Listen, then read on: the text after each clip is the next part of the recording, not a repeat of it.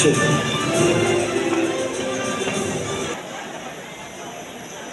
Mike Atsu. Rosal, palabangan natin! At ang lahat ng andito sa stage ngayong hapong ito ay buong puso nating masilayan ngayon at masaksihan ang pagtitikot nila sa Partido Federal ng Pilipinas. Kaming kasama si Attorney Leandro Berceles, kaming pa siya. So ngayon, andito ngayon ang ating Vice President for Mindanao, Mr. Asam Ulangkaya, siyang Unang-una, bago po ang ating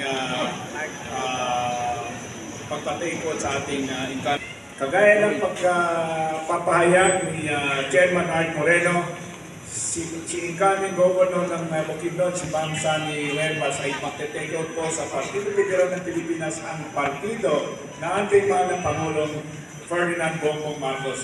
So, manunod pa po tayo at sumunod po sa atin.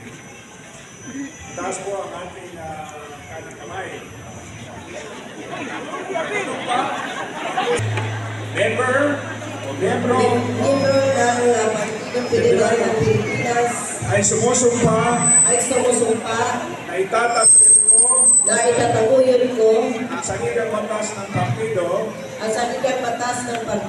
na kung saan nakalahat ang aking paniniwala at paninindigan para sa kalayaan, pagkakaisa, katarungan, pagkakapantay-pantay, at pananagutang panlipunan,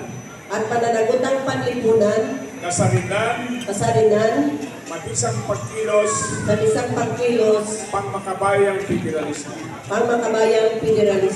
Susundin ko ang mga alituntunin at patakaran ipatutupad ng mga kinaukulang pamunuan ng partido para sa kaunlaran ng taong bawat mamamayang Pilipino at sa kalayaan ng bayan. Lahat ng ito ay aking tinatanggap ng kusang loob at walang pasubali. Kasiyahan nawa ako ng may kapal. Congratulations!